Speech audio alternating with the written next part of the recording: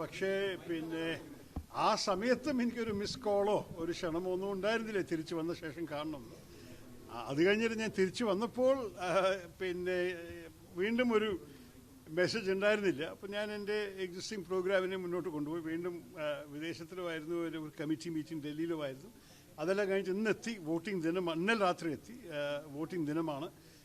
പക്ഷേ എനിക്ക് സ്പഷ്ടമായി പറയാനുള്ളൊരു കാര്യം, എന്നെ ക്ഷണിച്ചില്ലേ, ഞങ്ങളുടെ കോൺഗ്രസ് പ്രവർത്തകർ ആത്മാർത്ഥതയോടെ അവിടെ പ്രവർത്തിച്ചിട്ടുണ്ട്. അവർ പ്രചരണം ചെയ്തിട്ടുണ്ട്.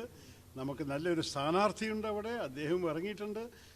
എൻ്റെ അഭിപ്രായത്തിൽ അവരുടെ പ്രവർത്തനത്തിൻ്റെ ഒരു വിജയം കാണണമെന്നാണ് എൻ്റെയും ആഗ്രഹം. അപ്പോൾ പ്രചരണം ചെയ്തിട്ടില്ലെങ്കിലും എൻ്റെ ആഗ്രഹം പിന്നെ നിലമ്പൂരിൽ കോൺഗ്രസ് വിജയം തന്നെയാണ്. വർക്കിംഗ് കമ്മിറ്റി അംഗമാണ്. അങ്ങനെ ഒരു ക്ഷണം വേണോ കോൺഗ്രസിന്റെ യുഡിഎഫിന്റെ ഒരു സ്ഥാനാർത്ഥിക്ക് വേണ്ടി പ്രചരണത്തിന് പോകാൻ? ഇല്ല, പ്രത്യേകിച്ച് ഇങ്ങനെ ഒരു ക്ഷണം ഞാൻ ഒരു കാര്യം പറയട്ടെ.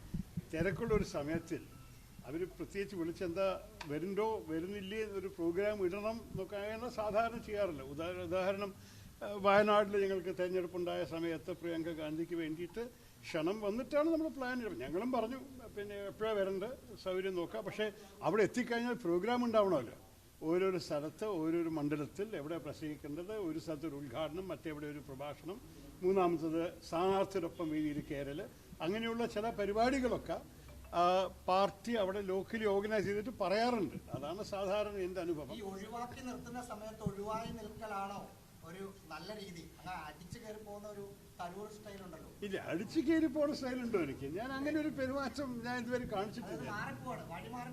അല്ലല്ല, മര്യാദയോട് പെരുമാറുന്ന ഒരു വ്യക്തിയാണ് ഞാൻ. എന്നെ ക്ഷണിച്ച അവിടെ ഞാൻ പോകും, ക്ഷണിക്കാത്ത അവിടെ അത്ര പോവാറുള്ളൂ.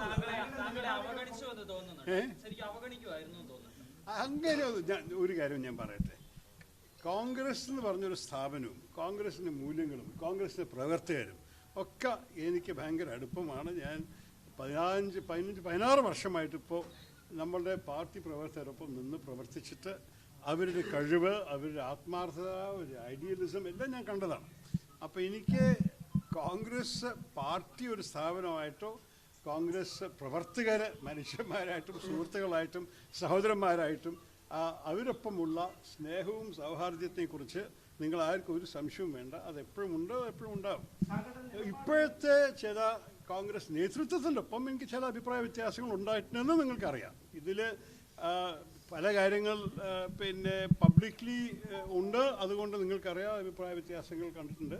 പക്ഷെ അതൊക്കെ ഞാൻ പാർട്ടിയുടെ അകത്ത് അവരൊപ്പം തന്നെ നേരിട്ട് സംസാരിക്കുകയാണ് നല്ലത്. ഇന്ന് എൻ്റെ അഭിപ്രായത്തിൽ അങ്ങനെ ഒരു ചർച്ചയ്ക്ക് ഉള്ളൊരു ദിനമല്ല. ഇന്ന് ഒരു ഇലക്ഷൻ നടക്കുന്നു. ആ ഇലക്ഷനിൽ എൻ്റെ സുഹൃത്തായ നമ്മുടെ സ്ഥാനാർത്ഥി ജയിക്കട്ടെ.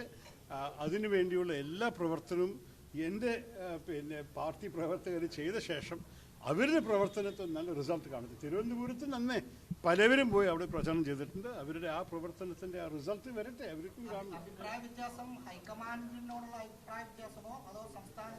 ഞാൻ പറയില്ല, ഇന്ന് എനിക്ക് അതിനെക്കാട്ട് പറയാനൊരു ആഗ്രഹമില്ല.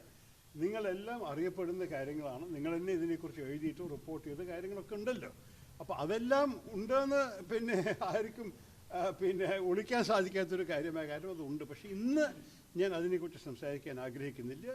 നേരിട്ട് കണ്ടിട്ട് ചില കാര്യങ്ങൾ സംസാരിക്കാനുള്ള ആവശ്യമുണ്ടാവും. അതിന് സമയം വരുമ്പോൾ ചെയ്യുക.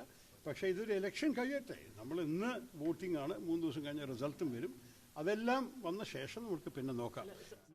പ്രധാനമന്ത്രിയുടെ ഒപ്പമുള്ള സംസാരം ഒക്കെ ഞങ്ങളുടെ ഡെലിഗേഷൻ്റെ ഈ വിസിറ്റിനെ കുറിച്ചും അവിടെ നടന്ന ചർച്ചകളെക്കുറിച്ചും ഞങ്ങൾ എന്ത് പറഞ്ഞു, അവരെന്ത് മറുപടി പറഞ്ഞു, എന്തായിരുന്നു റിയാക്ഷൻ, അങ്ങനെയുള്ള വിഷയങ്ങളെക്കുറിച്ച് ചർച്ച ചെയ്യാനായിരുന്നു പ്രധാനമന്ത്രിയുടെ താല്പര്യം. അതിലാണ് ഞാൻ സംസാരിച്ചത്. ഞങ്ങൾ വേറെ വിഷയങ്ങളോ നമ്മളുടെ ഭാരതത്തിൻ്റെ അകത്തുള്ള ഡൊമസ്റ്റിക് രാഷ്ട്രീയം പറയാനൊരു അവസരമായിരുന്നില്ല.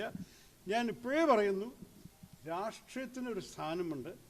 ദേശീയ നാഷണൽ ഇൻട്രസ്റ്റ് എന്ന് പറയുന്ന ഒരു വിഷയം നിങ്ങൾക്ക് ഒരു പക്ഷേ ഈ സമയത്ത് ഓർമ്മയുണ്ടാവില്ലായിരിക്കും. ഞാൻ ആദ്യം 2014 എക്സ്റ്റേണൽ അഫയേഴ്സ് കമ്മിറ്റിയുടെ അധ്യക്ഷനായി വന്നപ്പോൾ ഞാൻ പറഞ്ഞു, കോൺഗ്രസ് ഫോറിൻ പോളിസിയോ BJP ഫോറിൻ പോളിസിയോ ഒന്നുമില്ല എൻ്റെ മനസ്സിൽ. ഇന്ത്യൻ ഫോറിൻ പോളിസിയേ ഉള്ളൂ, ഇന്ത്യൻ ദേശീയ ആവശ്യങ്ങളേ ഉള്ളൂ, ഇന്ത്യൻ നാഷണൽ ഇൻട്രസ്റ്റേ ഉള്ളൂ. ഇതിനു വേണ്ടിയിട്ടാണ് ഞാൻ പ്രവർത്തിക്കുന്നത്. 2014 ഓൺ ദ റെക്കോർഡ് പറഞ്ഞത് നിങ്ങൾക്ക് ഗൂഗിൾ ചെയ്താൽ കാണാൻ സാധിക്കും. ഞാൻ എൻ്റെ ലൈന് മാറിയിട്ടില്ല.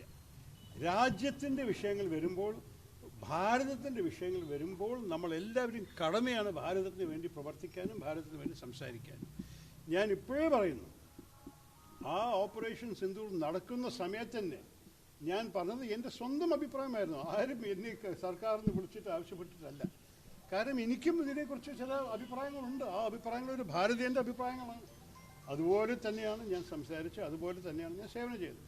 ഞാൻ അപ്പോഴും നിങ്ങളുടെ മുമ്പിൽ വന്ന് പറഞ്ഞിട്ടുണ്ടായിരുന്നു, ഇവിടുന്ന് ഇറങ്ങണ മുമ്പ്, സർക്കാർ ആവശ്യപ്പെട്ടാൽ രാജ്യത്തിന് എൻ്റെ സേവനം ആവശ്യമുള്ളപ്പോൾ ഞാൻ എപ്പോഴും അതിന് തയ്യാറാണ്. ഒരിക്കലും എൻ്റെ വക ഒരു കുറവ് കാണില്ല. അതുപോലെ തന്നെ എന്നെ ക്ഷണിച്ചു. എന്നെ ആവശ്യപ്പെട്ടത് സർക്കാരായിരുന്നു. സത്യമാണ്, പാർട്ടി എന്നെ ആവശ്യപ്പെട്ടില്ല അത് ചെയ്യാൻ. പക്ഷേ സർക്കാർ ആവശ്യപ്പെടുമ്പോൾ ഞാനൊരു ഭാരതീയ പൗരനായിട്ട് എൻ്റെ ഡ്യൂട്ടി, എൻ്റെ കടമ ഞാൻ ചെയ്തു.